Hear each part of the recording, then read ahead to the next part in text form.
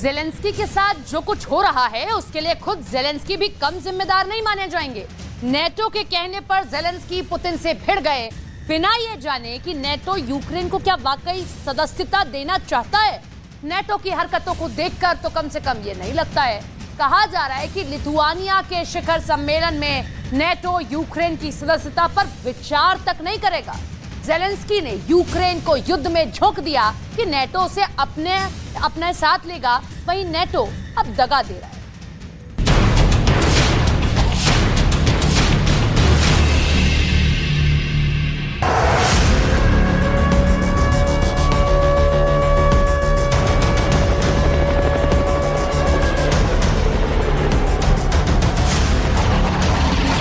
जिसकी जिद की,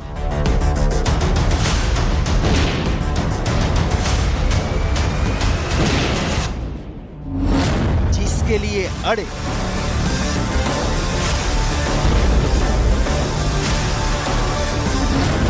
जिसकी खातिर लड़े, जिसके लिए मार काट मची,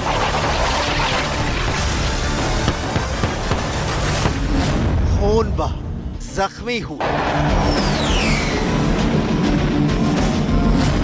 लाशें की। अब पता चला वो फरेब, धोखा था, साजिश थी। ज़ेलेंस्की बहुत मायूस है। 500 दिनों से युद्ध में जलता यूक्रेन देखकर ज़ेलेंस्की की आंखें गीली हो गई।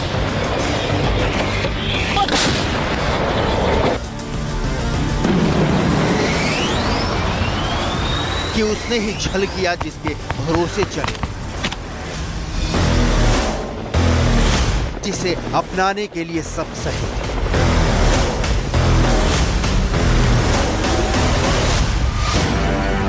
ज़ेलेंस्की का दिल टूट गया है। नेटो ने इसे इनकार कर दिया है कि यूक्रेन को 11 और 12 जुलाई को लिथुआनिया में होने वाले सम्मेलन में सदस्य के तौर पर शामिल किया जाएगा। स्वीडन के बाद ज़ेलेंस्की की आस बंध गई थी कि अब उनका नेटो में शामिल होने का सपना पूरा हो जाएगा, लेकिन अब ये होता नहीं दिख रहा। यह नेटो इतना खास क्यों है कि यूक्रेन को जलाकर भी इसकी सदस्यता ज़ेलेंस्की हासिल करना चाहते हैं? इस नेटो में ऐसा क्या है जिसके बिना यूक्रेन का काम नहीं चल पा रहा है? इस नेटो में शामिल होने पर ज़ेलेंस्की को ऐसा कौन सा तीर मिल जाएगा जिससे वो रूस से ज्यादा मजबूत हो जाएंगे और ईंट का जवाब पत्थर से देने लगेंगे?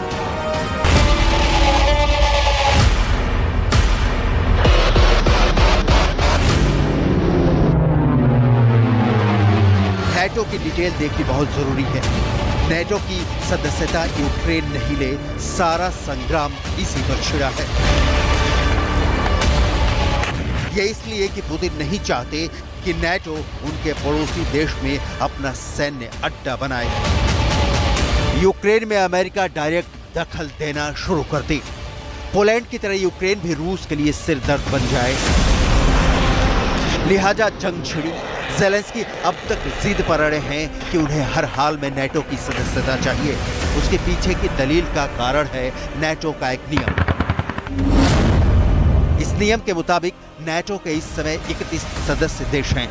इनमें से किसी भी देश पर हमला नेटो के तमाम देशों पर हमला माना जाता है। इसका सीधा सा मतलब है कि जो भी लड़ना चाहेगा उसे सीधे 31 देशों के साथ लड़ना होगा।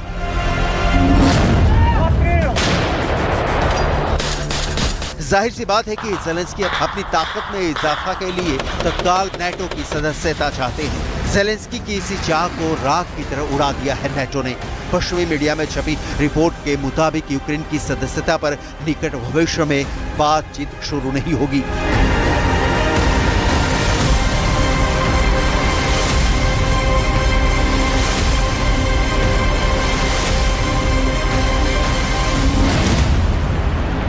नेटो का 2 दिवसीय शिखर सम्मेलन इसी महीने की 11 तारीख से लिथुआनिया की राजधानी विल्नियस में आयोजित किया जा रहा है। इस सम्मेलन में अमेरिकी राष्ट्रपति जो बाइडेन भी शामिल होंगे। सम्मेलन में नए सदस्य के तौर पर स्वीडन की एंट्री का स्वागत होगा और यूक्रेन को हथियार सप्लाई करने या दूसरी तरह की मदद करने को लेकर रणनीति बनेगी। लेकिन यूक्रेन को नाटो सदस्य बनाया जाएगा, इस पर तो कम से कम विचार नहीं होने जा रहा।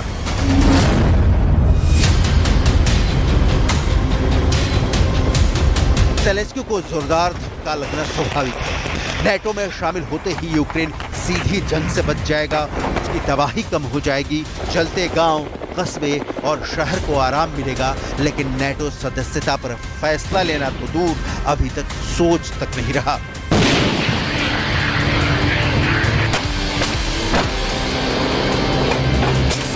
ज़ेलेंस्की दंग है। अभी एक दिन पहले की रिपोर्ट पश्चिमी मीडिया में जो छपी वो ये कि रूस और अमेरिका के थिंक टैंक और पूर्व डिप्लोमैट मिलकर शांति प्रस्ताव पर बातचीत कर रहे हैं। ये प्रक्रिया इस साल अप्रैल के महीने से शुरू हो चुकी है। रूस के विदेश मंत्री सर्गेई लावरोव इस बातचीत में शामिल हैं। कहने का मतलब ये कि एक तरफ अमेरिका रूस से दोस्ती गांठ रहा है और दूसरी ओर नाटो ज़ेलेंस्की को हथियार सप्लाई कर रहा है और तीसरी ओर नाटो यूक्रेन को सदस्य देश भी नहीं बना रहा। नाटो की चालाकी पुतिन को पता है। नाटो के महासचिव ने कहा कि 500 दिनों से मॉस्को यूरोप के हृदय में मौत और विनाश का तांडव कर रहा है। वो यूक्रेन को नष्ट और नाटो को विभाजित करना चाहता है।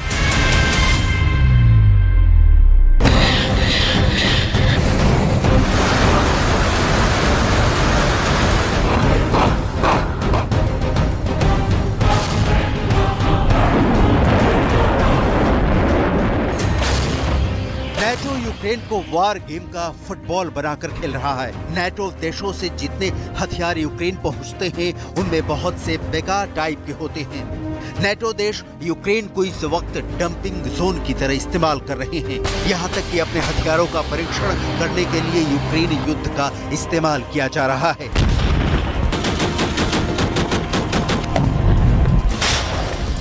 और नाटो की मंशा तो क्लियर है कि पुतिन को परास्त करने के लिए उसका पड़ोसी यूक्रेन से अच्छा कोई नहीं होगा। लिहाजा नाटो चाले चल रहा है। एक तरफ कहा जाता है कि यूक्रेन को अभी सदस्यता नहीं और दूसरी ओर इस्तांबुल में यूक्रेन के राष्ट्रपति ज़ेलेंस्की से मुलाकात के बाद एक ज्वाइंट प्रेस कॉन्फ्रेंस को संबोधित करते हुए तुर्की के राष्ट्रपति अर्दोआन कहते हैं कि इस बात में कोई शक नहीं है कि यूक्रेन को नाटो में शामिल होने का हक है। इसके साथ ही एर्दोआन ने जंग खत्म करने के प्रयासों पर भी जोर दिया। रॉयटर्स के मुताबिक एर्दोआन ने कहा कि अगर निष्पक्ष तौर से जंग खत्म कर शांति स्थापित की जाएगी तो इसमें किसी का नुकसान नहीं है।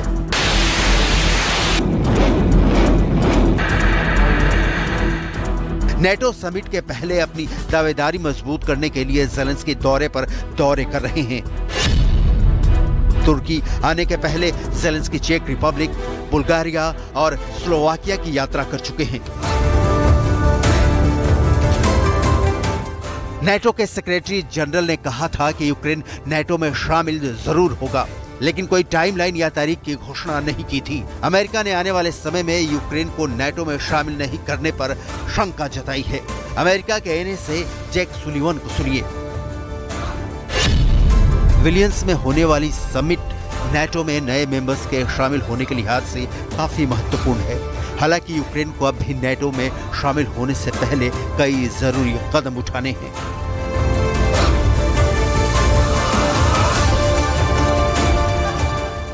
वो कदम क्या है, नाटो ज़ेलेंस्की को कभी क्लियर नहीं करेगा, क्योंकि ये युद्ध यूक्रेन की जमीन पर नाटो लड़ रहा है।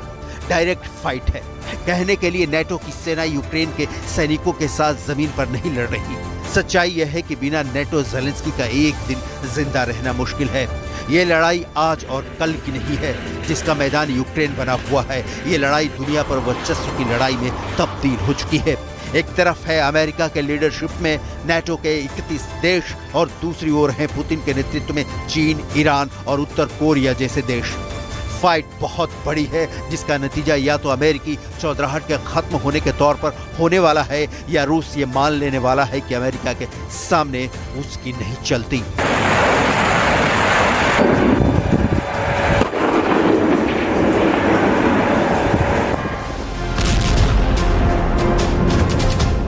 असल में यूक्रेन मोहरा बन गया है।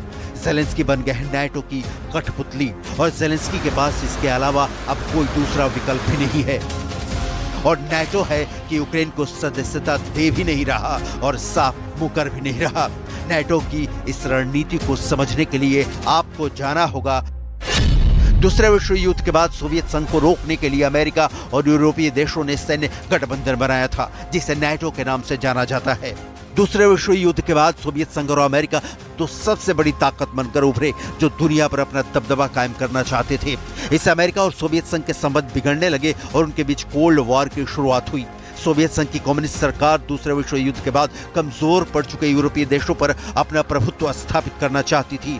सोवियत संघ की योजना तुर्की और ग्रीस पर दबदबा बनाने की थी। तुर्की और ग्रीस पर कंट्रोल से सोवियत संघ ब्लैक सी के जरिए होने वाले दुनिया के व्यापार को कंट्रोल करना चाहता था। सोवियत संघ की नीतियों ने पश्चिमी देशों और अमेरिका से उसके संबंध पूरी तरह खराब हो गए। आखिरकार यूरोप में सोवियत संघ के दबदबे को रोकने के लिए यूरोपीय देशों और अमेरिका ने मिलकर नेटो की नींव डाली।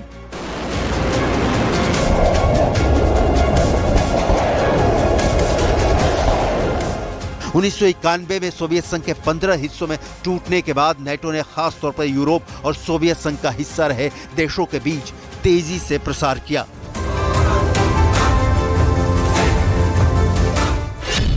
दो 2004 में नेटो से सोवियत संघ का हिस्सा रहे 3 देश लातविया, एस्टोनिया और लिथुआनिया जुड़े। ये तीनों ही देश रूस के सीमावर्ती देश हैं। पोलैंड, रोमानिया और बुल्गारिया जैसे यूरोपीय देश भी नेटो के सदस्य बन चुके हैं। ये सभी देश रूस के आसपास के हैं। इनके और रूस के बीच सिर्फ यूक्रेन पड़ता है।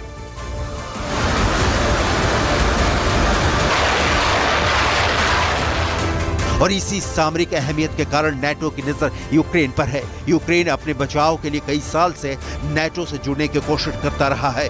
उसकी हाल की कोशिश की वजह से ही रूस ने यूक्रेन पर हमला किया है। यूक्रेन की रूस के साथ 2200 किलोमीटर से ज्यादा लंबी सीमा है। रूस का मानना है कि अगर यूक्रेन नेटो से जुड़ता है तो नेटो सेनाएं यूक्रेन के बहाने रूसी सीमा तक पहुंच जाएंगी। यूक्रेन के नेटो से जुड़ने पर रूस की राजधानी मॉस्को की पश्चिमी देशों से दूरी केवल 640 किलोमीटर रह जाएगी। अभी ये दूरी करीब 1600 किलोमीटर की है। रूस चाहता है कि यूक्रेन ये गारंटी भी दे कि वो कभी भी नेटो से नहीं जुड़ेगा।